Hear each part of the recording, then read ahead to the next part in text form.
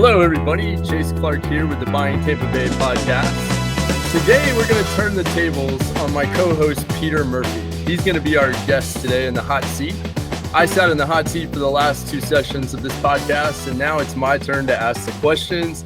And it's our opportunity to learn more about Peter and his life experience and what has got him to where he is today. He's been my business partner for the last 20 years, and I probably only know a small part of his story, so I'm looking forward to hearing more about it as well myself today. So Peter, hey, welcome to the show in a different role today as the guest, and we can't wait to hear more about your story. Oh, thanks so much, Chase. I really enjoyed doing this with you the other day because, when you talk to someone trying to really understand who they are and how they tick, you can go into business together, you can work alongside someone, but you don't often dig in the way you should to really understand how they're wired and why they work the way they do. And so I really enjoyed that from you. I hope our listeners get some value out of this from me today, from my perspective. And maybe I'll have a thing or two that will benefit them as they look at my experiences. More than not, a couple things maybe that they shouldn't do. I can be their negative example as well as their positive. Yeah, I'm sure it'll be more positive than negative, but everyone's got a great story to tell. And I think our stories, are somewhat unique to people that are in the real estate industry, definitely unique to ourselves, and hopefully interesting to our listeners and something that they can learn from all of our mistakes from, I hope so. Yeah, that would be great. That would be my goal for this episode. For sure. All right, so let's go way back, right? Let's go back to as my college students this year like to say, the 1900s, right? Okay, so back in the 1970s, Peter Murphy's born. Tell us a little bit about that, man, being born in the States and then moving overseas. Yeah, well, 1970s. I mean, it makes me sound like the ancient of days. And I am, right? I catch, and you do too, Chase, so don't smile too hard, right? I catch like the last year of Gen X, right? I mean, that's 1979, because in 1980, the millennial generation begins. And so 1979, I do think there's a special sauce in that year that our parents are drinking, because there are a whole lot of people that have a similar mindset to me and you that were born right around them. And I guess that's the definition of a generation, right? There are things about that time that are unique to it. And over the course, maybe sometimes quite rapidly, something very new emerges. And so what was happening at the very end of the 70s and into the very early 80s was a generation of people being born pre-tech almost, right? They were going to be born into households with personal computers that were islands, standalones, not connected to the internet. And we were using those for very distinct purposes prior to that point. But we came of age professionally as the internet began to emerge. And so you can imagine a very unique kind of individual. I've heard it talked about actually in various ways at this point, that the individual, the Gen X, is almost a silent type of generation right now, that we hear a lot about boomers, often derisively, because they're the people who are living large now off the wealth of millennials and Gen Xers. But millennials and Gen Zers, excuse me. But Gen Xers almost seem to slip by, because, here we were kind of keeping our heads down. It was pre-internet. And boy, I think we learned a lot from that time that we put into practice in our professional lives and certainly in our personal lives. But yes, I came on the scene in March of 1979, born in Maine. So I bet our listeners are like three people born in Maine, right? I'm one of them, right? So I was born in Maine to the child of a missionary and his wife, who were trying to evangelize Christianity to the northeast of the United States. And if you know much about Maine, you know that was not an easy thing to do. It's a little bit atheistic in its approach. Maybe much of New England is right now. And so I am the product of parents who are very much bucking the trends and going into a very tough place to live to evangelize their faith, right? And so that's my stock. And when I was a year and a half old, my parents left Maine, as though Maine wasn't hard enough, and decided to move over to Ireland. And in Dublin, Ireland, they decided to bring Christianity to the Catholics, right? Or Protestantism to the Catholics, more than is probably a better way to say that. And you know how that's gone. If anyone's a student of history, bringing Protestantism to the Catholics, well, that's a recipe for war. And they've been fighting that war for the last 100 years over there. And shortly after I left Ireland, actually, they were able to bring peace to that dynamic. But I was in Ireland during the heart of what they call the Troubles. And that was when Catholics and Protestants were literally putting petrol bombs on each other's doorsteps in reprisals for their different spiritual beliefs, but at that point, no one really knew they were spiritual beliefs anymore, like political beliefs. And there was my dad trying to evangelize to those kinds of people. Well, you can imagine his work was a wonderful success in some ways, because through diligence and perseverance and just through like 15 years of sheer sweat equity and effort, he dug it out and managed to establish, with the help of other Christians over there, small bodies of faith believers. But it wasn't like this was a massive success for him. He didn't leave a mega church when we left Ireland in 1995. He left a body of about 15 members behind.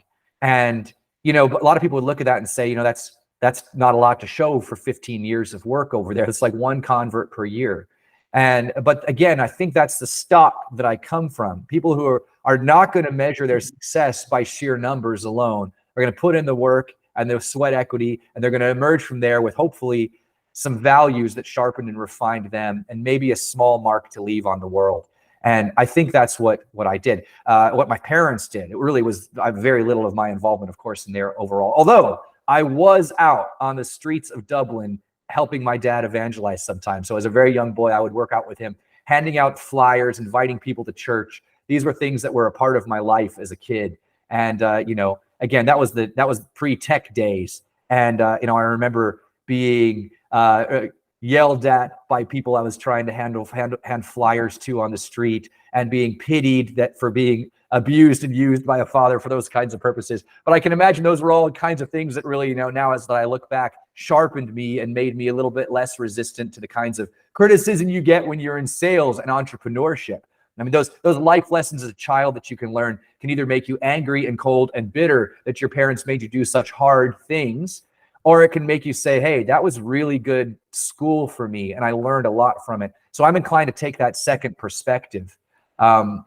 I think that kind of upbringing gave me all kinds of calluses in areas that I needed to be calloused, and I needed to be refined and tested and developed. And so I'm grateful for all of those opportunities, even though they might not be classic parenting techniques, right?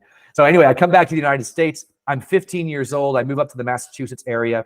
I'm sorry, I just turned 16 actually. And I finish out high school up there. I wrap up high school in 1997.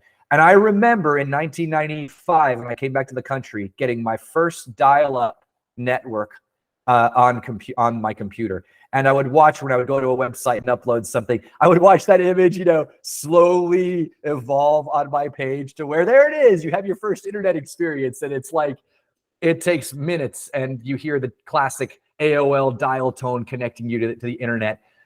You learn patience, you learn perseverance, and how to try again and again and again to get a signal. You learn that nothing is instantaneous. You've got to work for everything. Those are the kinds of lessons I emerged on the scene with through my elementary and high school years, and when I finally came to college in 1997. So that's my way back story, Chase. Yeah, I mean, how many people have that kind of story? I mean, it's definitely unique, right? It's, born in the States, off to Ireland. No better way to learn hard work than to be out going door to door, trying to convert openly hostile Catholics, right? I mean, especially at a young age, right? I mean, I can't even imagine, the lessons of life that are ingrained in your memory and that drive you every day from that kind of an experience, just truly going after something that's very difficult to do and being persistent at it, like your dad was for 15 years. An incredible experience. But tell us a little bit, about some of the differences that you experienced growing up, until you were almost 16 or till you were 16 in Ireland. And then coming back to the States, what was that transition like? And what were some of the biggest differences in your life that you immediately recognized upon coming back to the States? Thanks for recognizing some of those questions, by the way. I do want to give a lot of credit to people in my life who modeled the kind of endurance behaviors that I think make a difference in whatever mission that you're about. The kind of way that you're going to roll up your sleeves and slog through your hard work, no matter what the results might look like in the short term. Those are the kinds of behavior traits that really did define my family experience and my parents' experience. And I see that to this day as they continue to slog through whatever kinds of life challenges they face. And you wonder if those kinds of experiences as a child and as a young person don't prepare you for what is going to lie ahead. Because what we can all be certain about is that there's going to be chaos in our lives ahead, because Well, that's kind of a lot what defines life, isn't it? It's like there's a lot of things that happen to you that aren't ideal and that are troublesome and aren't pleasant. And so you've got to learn how to handle and adapt to those. And so moving from one country to the next is not necessarily a highly pleasant thing. You realize how different you are and how much you have to learn. And when you're talking about moving from one culture to the next, well, I didn't move from a culture that spoke a different language. So that's something, right? Having to learn a whole new language would have been entirely different. I moved from an English-speaking Western European country to an English-speaking American country. But you can imagine that socially and culturally, how much I had to learn. The whole sports complex is one of those things. I mean, you have no idea how difficult it is to learn a lifetime of sports knowledge, right? So what you learn organically as a 0 to 15-year-old in America just by having ESPN on in the background and with the information you have flowing through your mind, if you've got to start from 0 on that and figure that out when you arrive in a new country, well, that's enough to make anyone sweat, right? That's a lot of work that goes into that. But think about that exact same ideal transferred to almost every pop culture area of your life, any major political area of your life. This was an entirely different system that I had to figure out. Schools were very, very different in their structure and approach. The grading system was different.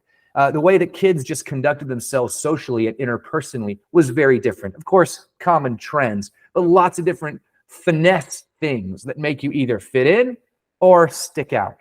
And so I just remember sticking out like a sore thumb a lot. Like, here's a great example. When I moved to the United States, I noticed really early on that, like, for some reason, all these kids would wear shirts and ties to school. And I was like, well, maybe that's what you're supposed to do. You're supposed to wear a shirt and a tie. And so, like, the next day when I saw that, I wore a shirt and tie. But what I didn't realize was that was the sports teams, right? They were getting ready to go to a game. And because they had an away game, they had to wear a shirt and tie that day, right? So I wear a shirt and tie the next day, and like nobody else is wearing a shirt and tie because no one had a game that day, right? And I had a bunch of people coming up and saying, so what team are you on? Or why are you wearing a shirt and tie today? And also it was one of those like all silk ties, really wide at the bottom, that had pictures of Warner Brothers characters on it, because that was I guess a thing back then.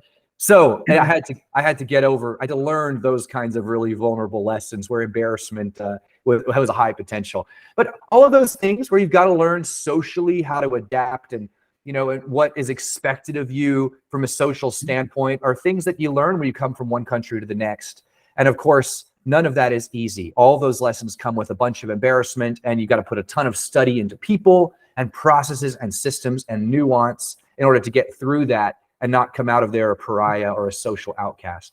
So, I did that. I also, interestingly, didn't have an Irish accent for very long because I wanted to fit in. I thought it was an important thing not to stand out. Now, when I got into college in my early 20s, all the guys were like, man, girls love guys with accents. You should have kept your accent. But I didn't think of it that way. I more thought of it like, I need to fit in. I need to learn how to adapt. And so I got rid of the accent and tried to figure out the clothes and when not to wear a tie. And those are things I learned pretty soon. But all of those things are the kind of work ethic and the adaptability things that you've got to learn when you're moving from one country to the next at the very vulnerable age of 16. Yeah.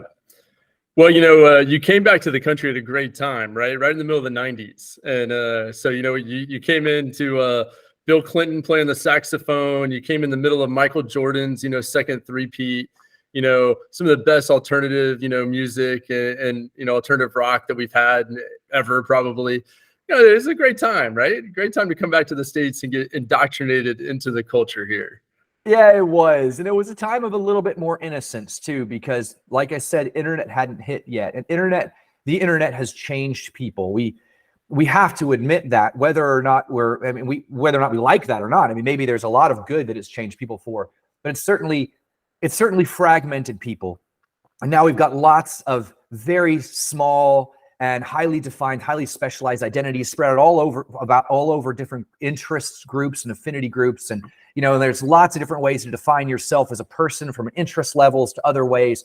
And back when I came in, it was a lot more simple than that, right? You still were becoming just an American, right? And everyone was kind of defined by the same kinds of pop culture and the same general kinds of music and sports. So it was a good and easy way to be introduced to a society.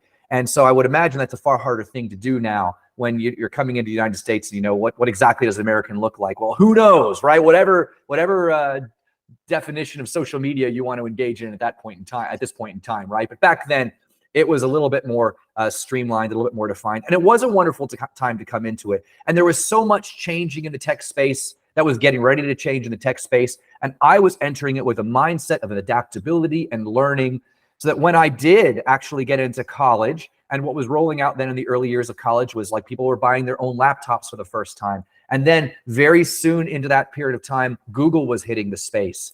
And we were figuring out how to integrate desktop technology with internet technology. And I was in the mode of learning, and I was in the mode of adapting. And although I may not have been in the tech space and developing out that technology, my mindset was very much in learning and figuring out how to adapt to things. I don't think that was totally unique to me. I think you and probably people like us were all learning how to adapt right then. So adaptability and change and comfort with change was very comfortable for all of us. And I think that served me very well, and many of my peers very well too, because many people I know who are my age are entrepreneurial, highly entrepreneurial. And that's because I think they're not afraid of risk and change.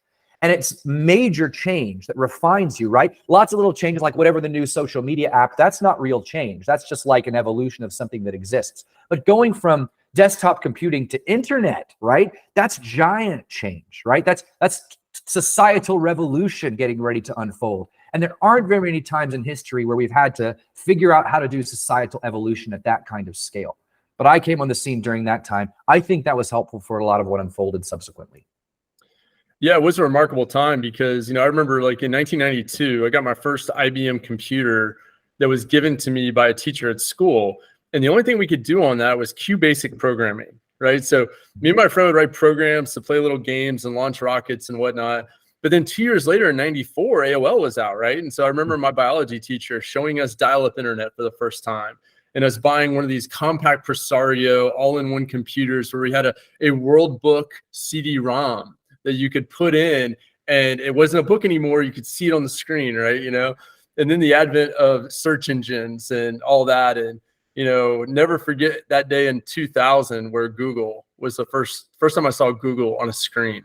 Just an incredible time, right? Because we got to do the slow roll with technology, right? We got to see it from infancy, really from a consumer standpoint, up until, it started to launch in 2000. Right. And so, yeah, very, very fundamental, formative time for us to be at the ages we were at, with the ability to learn and adapt to those things, and paid dividends for us, I think, later on in our careers. But well, I think it did. And I think, what do you think about this reality, right? We had to learn how to do a research paper using books.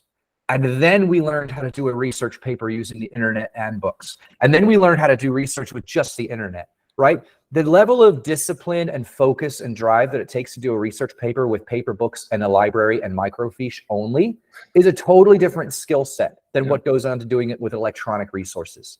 Yep. And so if you're the kind of guy who knows how to do both of those, right? You're that kind of like tipping point generation. Well, you should have a whole different grouping of skill sets that will serve you well when everything moves into technology only. And I think it really has made a difference. In fact, it's such a difference. It's such a unique age that I think the people who came just a year or two after us, who came of age with only the internet, have a very different work ethic than those of us who were born right at like 1979 and 1980. And I see that all over. And I ask our listeners to do some self-assessment there. Look at the people who were born late 70s, look at the people who were born early 80s, and see what you see as far as work ethic and discipline goes. And I think you're going to see a very different skill set. Yeah, how many people under 40 have handwritten a Gordon Rule 5,000 word research paper? Oh, right. Can you remember that? Yeah. And it was like you had to have very good handwriting to do that, because your lots teachers of had whiteout. Oh yeah, a lot of it. Right. And I remember doing that distinctly on and it took forever. And, there was no spell check, by the way, right? So you literally had to have your spelling right. That means you had to know how to use a dictionary in concert with your World Book Encyclopedia while you wrote your paper. Yep. No doubt. Not easy. Crazy. Yeah. So then now tell us, so we've gotten up to college now. So tell us about, you're living in the Northeast and you decided to come to Florida to go to college. Tell us about your selection of a school, and then from there, how you launched into your degree program and where that kind of took you into your first job. Yeah, I selected my parents' alma mater, partly because of my faith-based background. I chose to go to Florida College, same school you did, small Christian school in Tampa. And it was a logical choice for me. I was coming back into the country. I was reconnecting with American society. That one was kind of a soft landing in some ways. Even though I finished my junior and senior year in high school, that would have been an easy way to kind of matriculate into adulthood. And so I chose that. I intended to go there for 2 years and kind of get a foundational Associate of Arts degree and then get a master's degree from a different school, right? So, but I went into Florida College with quite a few credit hours from dual enrollment programs that I took while I was in high school. I wrapped up high school by doing some dual enrollment in the German language and in some biochemical sciences, which were offered in concert with the University of Massachusetts in Lowell. So I was always pretty disciplined academically, and I did a bunch of research with solar technology for a while in my last 2 years of high school. Kind of got involved in lots of clubs. I mean, this was part of me learning American culture, so I try to immerse myself in as many of these things as I could. But it resulted in me coming out of high school with about 20 credit hours, and back in the day, that was unheard of, right? So now it's very common. But 35. Kind of 25 years ago, that was very rare. So I brought that to Florida College and went through 2 years of Florida College, but I was able to take a little bit more of a specialized career track or academic track, even at Florida College, because I had a lot of hours at that time. So I bulked up on sciences. I really took a lot of classes while I was there because my intention was I was going to apply to the big schools. I was going to come out of Florida College and I was applying to Harvard. I was applying to Yale. I was applying to Rice in Houston. I had a bunch of high aspirations. But not too much realism, honestly, because my SAT scores were just marginally good, a little above average. I had a pretty good GPA. I was very involved socially and societally at school, so I was a lot of clubs and stuff. I thought that would be good.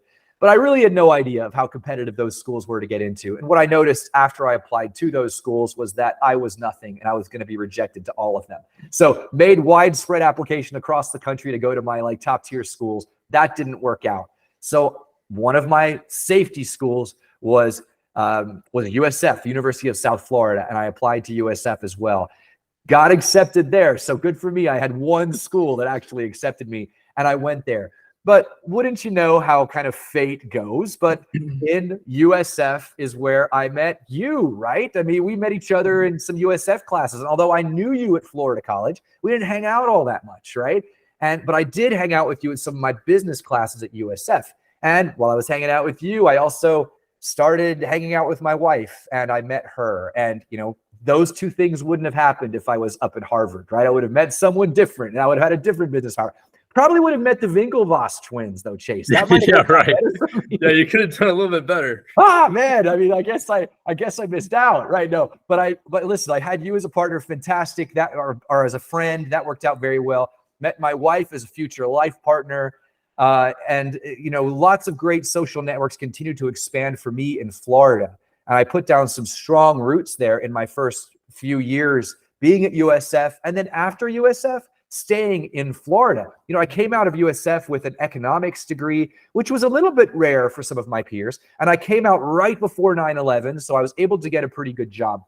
And and as a result of those things and being in a good relationship with my wife at the time, as well as having what I felt like was a great church community that I was a part of, where I felt like I had a role to serve and at a distinct place where I had a good fit. I was working a lot with the teens and the young adults there. And it's kind of like, the best way to describe it is like just really involved with the youth groups at church, even though the churches that I'm a part of don't really have youth groups. That's kind of the best way to describe it though. And I was very involved there with them. And I felt like it was a way for me to give back and to serve. And so I came out of USF into a really good job in management consulting at a health and welfare consulting group. And that was right prior to 9/11 when good jobs could be found. So I was really lucky with some of my timing there. But I do think that a lot of that came from Chase really pursuing diligently strong academic pursuits in college. I really tried to keep myself very sharp and very relevant. I tried to keep looking ahead for what was that next chapter in my life, what that was going to look like. And I tried to make sure that I was giving myself all the tools I needed so that, I'd have a pretty stacked tool chest for applying for the most possible opportunities when that time of life came. That's why I did as many dual enrollment classes as I did. That's why I got as many classes as I got. That's why I applied to as many schools as I did, so that I'd have as many options as I possibly could have. I may not have had a really clear idea for how I wanted to use that as far as a specific career went, but I had a lot of options, and it ended up working out pretty well for me. Yeah, and so you talked about, I think, a dilemma that people often face in their lives, no matter what they're doing, and probably face multiple times, and that is, at some point you have a crossroads where you're choosing between aspiration and relationships, maybe, where people are influencing you in your life to take a certain path, but your aspirations and your gut may be telling you to go a different direction. And so what would you say to people about that, and about, the impact that had on you staying here in Florida, even versus going off to an Ivy League or even somewhere else to pursue maybe a greater academic aspiration? Yeah, that's a great question. And I think, like, we could even say, let's say Ivy League wasn't a realistic aspiration for me. Well, I very much could have moved to New York and pursued my career aspirations in a city like New York, which would have been far more heavily steeped in, a type of professionalism at the time, where I would have, put a lot of hours in and grown my career meteorically in a certain kind of, financial services industry. That was certainly on the table for me too. And my personality was that was an option. But you're right. What was more heavily weighing on me at that particular time were some of these social pressures. And I don't think it was particularly strategic, Chase. I can't say that I had this great balance of the importance of these social relationships to me long term, and so I chose to stay local. I didn't have that. I don't think I clearly understood what I was doing or why I was doing it till well beyond those decision points. I can look back and I can say, I'm so glad that I allowed relationships to be more important to me than personal career ambitions. And that really is what I did there. But that wasn't necessarily on purpose. In some of the ways I looked at this, I'm like, I'm just going to give this a shot. And I always kept open going to Ivy League schools and moving to New York. But as time continued on, my relationships with you and my wife grew deeper.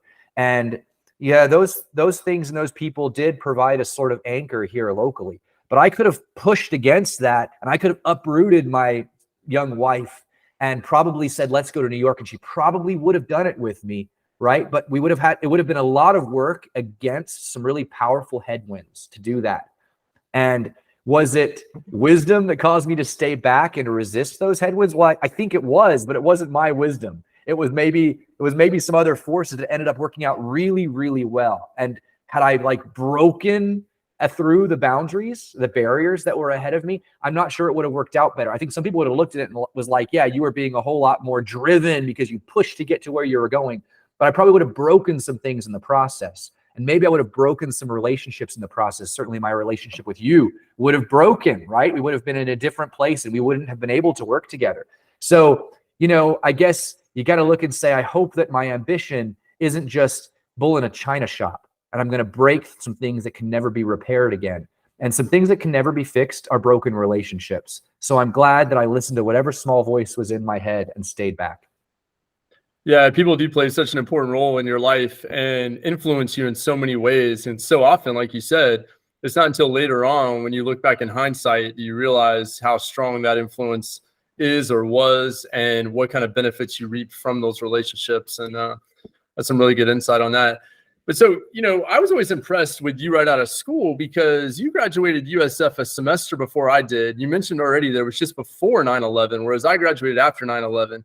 And I was always envious of your job, right? You left USF with your econ degree and went down to work in one of these shiny, fancy new buildings, down in the West Shore district, and had a great job, fancy title, I felt like at the time, had a decent salary. I think you bought a new truck right after you got your new job, which was awesome. And so I was looking at you thinking, man, this is great. I can't wait to get done with school and graduate so I can go down there and be like Peter, So tell us a little bit about that first job, and how long you were there, and then how that launched you into several other jobs after that, where you kind of you were able to up your game and also obtain some diversity in your experience. Yeah, that was interesting, right? And so it's hard to know what exactly it was that caused that level of opportunity to emerge for me. I think, there were certainly more opportunities for people right out of school. But I was surprised to get that job too. I think I interviewed really well. I think that was my strength, right? I had a very diverse background. I had a lot of credits and a lot of just very interesting things about my resume. I had a lot of experiences that just my competition didn't have. And I think that worked to my advantage, so that when I interviewed with some of these higher tier management consulting groups, I got several job offers. And those came with the signing bonuses and shiny offices and nice titles. And they were very enticing. And so I super blessed to get those, felt very grateful, took the best offer on the table. I had 3 offers to consider. And I ended up taking the one that was, I negotiated a few extra grand on the ask price and a few extra grand in the signing bonus. And I got some good advice from someone that, hey, you can always negotiate more on the signing bonus because that's not contractual to a company. So make sure you dig in for more money there. So I did, and it worked out. And I used that for a down payment on a truck and a new set of clothes and all that kind of things. It was wonderful. It was like you're coming of age finally, right? And this is what they say is supposed to happen after college. And well, it worked out. And then 9/11 happened, but it was okay because I was in kind of deep at that point and I was working hard, and our company did not do a lot of layoffs.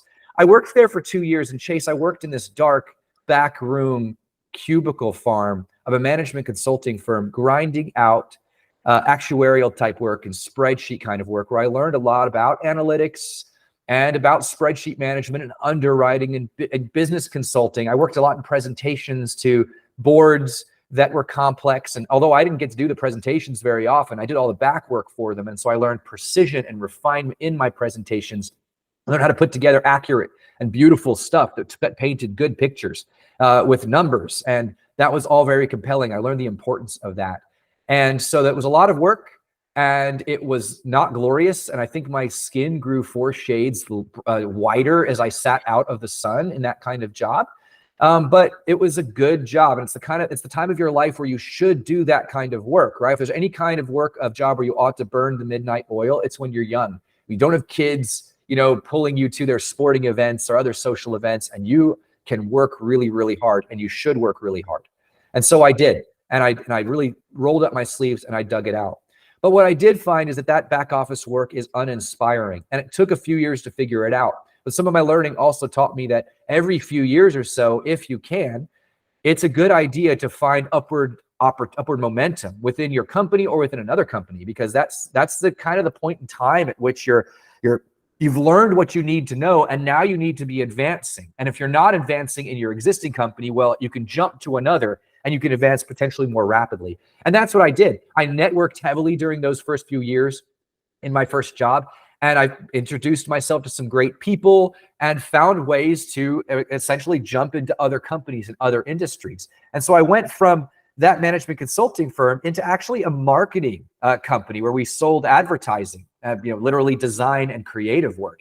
And there was some inside connections there because the guy who ran that company also went to church with me. I chose to go to that company, and I worked there for 2 years, where I learned a very different type of skill. Now, there's not a really clear progression between management consulting and advertising, so I view that as a little bit of a lateral, but it taught me a whole different silo of skills, right? If you looked at my resume, you'd feel like, what happened there as I shot off to that point? So it did divert me a little bit to a different kind of industry, because I went from that marketing and sales job to working at another company as one of their marketing supervisors. And I worked there for 2 more years, so approximately 5 or 6 years of different professional companies, making in each company incrementally more money and having more opportunity, learning different kinds of presentation and analytics skills, really expanding my resume. And those were the things I did for that first 5 years out of school. I would say I took advantage of every networking and socialization opportunity I could take advantage of, and every professional development opportunity I could, so as to give myself, once again, the most tools. And it ended up working out okay. Yeah, and so that sounds like a great foundational base for you to launch your career from, right? You had experience with several different firms, several different capacities, but somewhere along the way, you got bit by the entrepreneurial bug, right? When do you look back and see that happening, or how was that cultivated within you over that period of time to the point where you thought, hey, I want to start my own business? Yeah, it was very early on, Chase. So within the first year of working at that management consulting firm and being in their back office cubicle, you're realizing that this is not what you're cut out for, that you must be more than this, right? You see the people around you, you see them 20 and 30 years into their careers. You see the level of satisfaction, of life satisfaction that they seem to have. And what you can know is that's not what I want for myself. I don't want that lifestyle. So what are my alternatives, right? Well, I could join the army. That's one kind of like alternative. And like for me, that was a real alternative, although I was getting pretty serious with my wife at the time, and that wasn't going to work out there for my relationship. But that's an alternative, right? And then there was the alternative of just entrepreneurial work, like be your own boss, right? You call the shots. You direct your own sales, right, to an extent. And so that was very much what I said I knew I needed to do. I knew I needed to start my own company of some kind.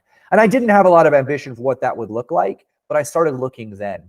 And it took me about 4 years to really understand what that would look like and to put all the pieces in place so that when I had the right kind of stability where my house was going to be sufficiently in order, I could leap out of that very careful and curated corporate environment into an entrepreneurial world without feeling like I was taking on too much risk. So early on that happened, Chase. I think it takes years to do that well, because you've got to look at every move and say, how does this fill in a missing piece of my resume? I need the skill of financials. I need the skill of marketing. I need risk taking. I need presentation. So I need to like actually go to school for that, right? And I'm not talking about a conventional school. I need a job that gives me that learning, right? Or maybe conventional school, right? But in my case, I needed jobs to give me that learning, those learning pieces. So I felt like I had that somewhat rounded skill set to come out as an entrepreneur, or at the very least to add something sufficiently substantive to another entrepreneur. So I could be the yin to his yang, right? Yeah, and what you touch on there is so important, I think, because so many people want to leave college and immediately go start a business or be their own boss or be an entrepreneur right away. And I mean, it works for some people, but I'd say it's the vast minority that succeed that way, because there is something to corporate America and working for other people where you learn some valuable skills. You learn how to be a part of a team. You learn skills that you may not be able to obtain on your own, and you're forced to do things sometimes in ways that teach you lessons about how things work, right? Along with developing relationships and things like that may be needed to help you be a successful entrepreneur in the future. And so you're a beneficiary of those things for sure. I think that's the right mindset, Chase. I mean, each of these jobs is an apprenticeship, right? That's what you view that as, if we're going to use arcane language, right? You're going to go out on your own. You know you are, right? So what am I going to learn in this job to help me do that, right? And how am I going to apprentice under all of these master craftsmen, masters of analytics or econ or finance or marketing or whatever, to get the skills I need to actually add some value to someone's life long term? And you definitely don't have that when you walk out the door of college. And I don't think you have it for several years of life. I mean, let's be practical. Most apprenticeships, even in the most basic trades, last many years, because no one will trust you to do sophisticated and complex work for them if they don't believe you have some experience or some master level knowledge. And so I think that's the kind of time it takes, unless you're bringing a brand new innovation, right, to the fore that you've been able to develop over the course of your collegiate career. But most of us are not. I'm bringing me. And so the thing I have to offer now is I have 5 years of apprenticeship under different masters. I've been able to package it in an effective way. And I've got a widget that I want to sell you, right? And that's kind of what it was for me. I had a widget, and it wasn't a super innovative widget. It was real estate services. Lots of people do that, right? I had a little twist on it. I wanted to do it from an investor standpoint, and I wanted to bring a real level of professionalism to the investor marketplace. Well, what was timely about that was that in 2003, that didn't really exist. The real estate investor was this kind of gritty mom and pop guy who bought houses on his own and was kind of reclusive and no one really trusted. And that was the guy who was in everyone's social network who was a real estate investor, right? But I thought, hey, I could be a real estate investor and I could do this in a professional capacity and make people trust that industry more. So I'll bring them analytics and marketing, and I'll bring them economics, and I'll bring sharp presentation skills so they trust what I have to offer. And you and I, didn't we emerge on the scene right when that was going to be a very valuable thing? Yeah, we did. And, in hindsight, we can look back and think, man, what perfect timing did we have for all this to kind of unfold when it did? But, going back one step, so many people do what you did, right? They do their apprenticeship, right? They get their experience, they build their skills, but they fail to launch, right? Real estate was something that was coming of age, and a hot button, kind of thing at that time in our lives. And we went that direction, but so many people fail to either identify a course of action or fail to launch as an entrepreneur. And they're dealing with fear and self-doubt and, can they motivate themselves to do it? Do they have a good partner maybe to work with? They're dealing with all of these things that really cause them to fail to launch in an effort like this. So what was it that helped you overcome some of these things when it was that time to strike, when it was time to take advantage of an opportunity or a path that you saw could be beneficial or profitable in the entrepreneurial realm? So Chase, I think a lot of it is mindset for me. I absolutely 100% believed I would be successful. I gave myself no margins for failure. It wasn't going to be, I'll try this for a couple of years, and if it doesn't work, I'll go back to my job. Or I didn't even imagine a scenario whereby I wouldn't win at this, right? And I think that's a really important thing for almost anyone to remember. If you don't burn your bridges to wherever it is that you're coming from, if you don't truly have faith in who you are, I think it's very easy to not launch, because as soon as the going gets tough, you just fall back to where you were. And then you're not really a failure, right? You're just kind of like resuming where you left off. And you don't have to tell people that you've made a big, transition and a redirection in your career. That wasn't what I was. I am quitting my job. I'm going to start this new company. I am going to be successful. And there was just not even a scenario that failure was, it was an option for me. That wasn't in my purview. I've been asked a few times, I've talked to my wife a few times, would I have predicted that I would be where I am in life 20 years ago? And I can tell you that, she says, no, for her, she would not have predicted that. For me, I absolutely predicted it. And in fact, I'm not quite where I thought I would be. I thought I would be even better, right? In certain areas of my life, I thought I'd be better positioned, that I would have more, things like that. That sounds funny to say. And maybe you could think, wow, that's such a greedy statement to make. But I think it goes into the idea of that is the mindset I approached this with, that I fully believe I can do these things. And that is, I think, a differentiator. And maybe that comes from my upbringing, that I wasn't not going to go out and do hard work in order to and we were going to work for 15 years, evangelizing an unevangelizable group of people. And we were going to be successful. And maybe, even if we weren't going to be successful with raw converts, right? In my case of growing up, we were going to be successful. We would have learned so many lessons that will be successful next time, And maybe that's kind of the way I've approached all this. So there was no failure. There still is no failure as an option. And if I end up floundering for a couple of years or whatever my trajectory is, it's only because I'm learning whatever next it is I need to know to be very successful. That's my outlook. Yeah, I mean, self-confidence, as something we both share, I think, is not only are we confident in our ability to do things, but we're just confident in ourselves to make it happen, right? Now, and a lot of people are that way. And I think when you have the confluence of experience and skill set and hard work that go along with that kind of self-confidence, right? It almost is a situation where, failure is not an option, and it won't likely happen, because when you do all of those things well, it's hard not to find a path to success somewhere. Well, that's right. And, even more, I believe in everyone else too. I actually believe that this country is set up for success. I actually believe that I can be maximally successful within, with other people like you around me. I believe that the structures and the systems in which I have been placed are all primed for my success. I don't perceive them as odds being stacked against me. And, I know that a lot of people see obstacles and headwinds in where I don't see them. And I'm not sure always why that is, because it's not like I had life served up to me on a silver platter. But I believe in the virtue and the abundance of other people, that they desire to help me. They desire to kind of help me along the path to success, and that they rejoice with me when I'm successful, because they're also going to be successful, right? I believe in the true win-win of these things. And I think if that's your perspective, then you're not even going to look at failure the same way as someone else, because failure isn't failure. It's just like this learning moment where you're actually gaining something really good, and you're going to go from there to even greater success, right? So I believe in myself. I believe in you. I believe in everyone around me.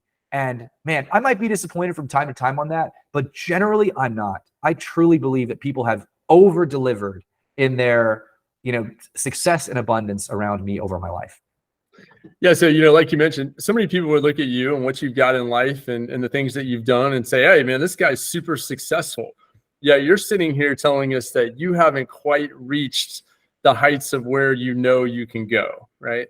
So is that what motivates you? Is it attaining this higher level of things and having something out before you all the time, no matter what level you achieve, there's something more to do? And how do you keep yourself accountable to that kind of standard? No, that's a good question, and it's one of the most probably troubling questions I think about when it comes to my personality and possibly my personality type. I am not particularly satisfied, right, about almost anything in my life, right? And that can make me kind of a tough dad probably sometimes. I try to be abundant and encouraging to my kids, but like I truly view them from the perspective of what they will be. I love them for who they are, but I also am excited about what they will be one day, and that maybe that's a guy thing. Maybe that's not entirely natural, but it's kind of what keeps me working with them and staying involved in their lives, because I believe they can be so much better too. So hopefully that won't come back to bite me one day. I'm only one of those dads, right? But I additionally do that for myself. I'm never satisfied. I'm very internally critical. I spend a lot of time, biting my nails and wondering if I should be doing something different and I shouldn't be driving in a slightly different direction or tweaking something here or there. I'm a little bit of I do some fitness and health stuff, and you look in the mirror and you see where you are today, and I don't see gains or strength. I often see, all my inadequacies and my weaknesses, and I look at my times. I see like where I'm not and not where I am or where I want to be and where I'm going. And so those things create in me quite a bit of discontentment and ambition that's not easily satiated. So I will say that the times in my life where I'm not actively growing in measurable ways are very hard for me, because it does make me say, what do I need to change and what do I need to improve to get there? So the lack of fulfillment in where I am does motivate me to keep going. And I don't know what that will look like, Chase. I think in some ways I have had to learn to modify what the measures of success are, right? So a truly successful and happy person equals what, right? What does that picture even look like exactly? Well, if it's only financial success, well, then you'll never achieve full success and happiness, right? Because there'll always be more you can reach. So it has to be other things. And I've had to learn how to introduce those in balanced ways into my life. You talked in your episode about having a very close, present sense of family and connections and community early on. And those were always very valuable to me. I have had to learn how to make some of those things a bigger motivating force in my life to achieve satisfaction and comfort. And those are all things I've had to learn. But without a doubt, I'm motivated by what is still out there to achieve. Yeah, sometimes those things are soft targets, right? And it's hard to quantify or measure the level of success you obtain in some areas of life when you have diversity of what you do throughout your day, right? Whether in a business pursuit, we have metrics for that. In weightlifting or exercise, you have metrics for that. But in quality time with your kids and developing relationships and doing charitable type work, it's like sometimes it's hard to quantify that or put a metric on it that's as meaningful as the work actually is. Well, that's right. And I think as your life grows more diverse too, you're spending less focused time in one area. And so now your time is diffuse over multiple areas and you're seeing slower impact, right? Because when you can invest everything you've got in one thing, you can see a fairly rapid trajectory of growth, right? Because it's everything you've got. But if you're investing everything you've got in 10 things and each of those are moving forward slowly, right? Then like, how do you measure success? I mean, it's tough to see it even. It's certainly tough to measure it when it's a hard to measure item. So that's something that is always difficult the more you move through time and you diffuse your time. But the second thing is, like, my kinds of personality makes me a very difficult partner. So kudos to you for sticking with me, because it's very easy for me not to just like rest and say, hey, we've got a good system. We can rest on this for a while and let that system move along. It's very easy for me to say, yeah, but it's not good enough. And this little thing is annoying to me. We got to tweak it. And let's see what comes if we adjust this a little bit. And lo and behold, it might not be good, right? So maybe we tweak it too much and we start losing momentum, right? And so we got to tweak it back. And my personality is the kind of personality that drives that kind of disruptive change. And if you don't have a force holding you back, or at least moderating your kind of energy, you can be destructive in the environments you're in. So I've had to look very closely about how my personality impacts my relationships, my partnerships, my quality as a spouse, right? Do I push too hard on things within my family? I've got some volunteer boards that I'm a part of, and I'm like, well, am I a little bit too negative, a little bit too dissatisfied with where they are? And so all these guys are coming in here with this positive energy that, hey, look how much we've accomplished and look at how peaceful things are. And I'm like, yeah, but right, here's all the things we should improve. I mean, like, that makes me annoying, right? And really like almost like I'm being critical of other people because they've put a lot of work into where they are today. And here I come saying it's not good enough. Well, that's not a nice person to be aligned with. So I've got to really fix my delivery so that it doesn't sound like I'm just saying you stink and where we are isn't good enough. And let's see how we can change everything. Yeah, so we got a couple minutes left in this part one episode. I think what we're going to do in part two is talk more about the business pursuits and how, we went from 2004 to where we were in 2016 and then today. But to wrap up the last couple of minutes of this episode, why don't you talk a little bit more about some of your hobbies and passions right now and how you're finding the kind of fulfillment that you look for in those pursuits? Yeah, well, so it is a diverse set of hobbies right now. So I should say probably over the course of time, I have prioritized health and fitness, spend a little bit of time every day in the gym. That's important to me.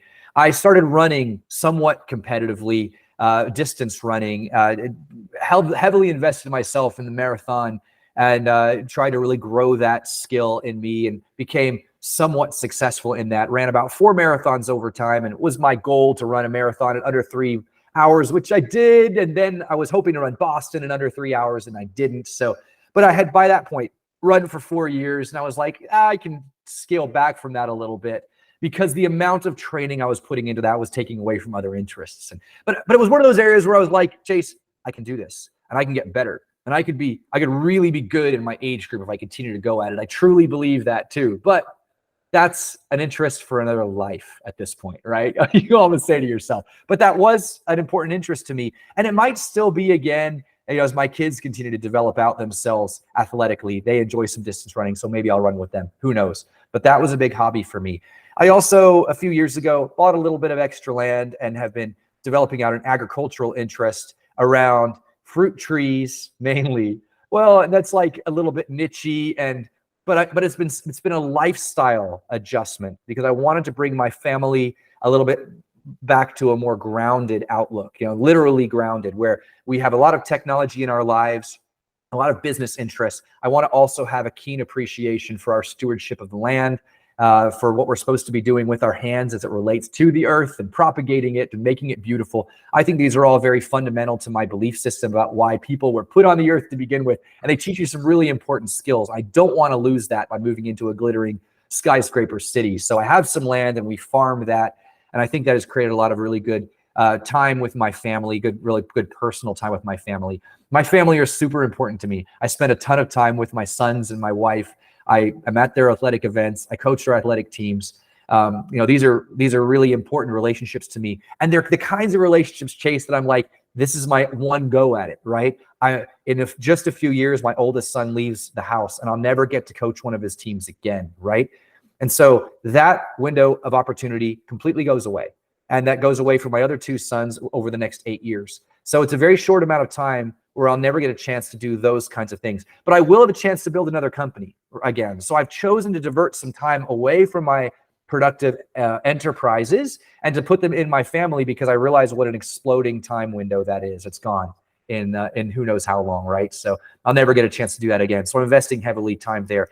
I have some volunteerism that are important to me, certainly in my kids' schools and also in my church and my church community. A church community is a big family. So you end up spending a whole lot of time with people and building relationships there because, once again, these are all people who need me and need what I have to offer and who I benefit from being around. So I'm trying to really make sure I spend time with these kinds of people, for all the reasons that you spend time with people.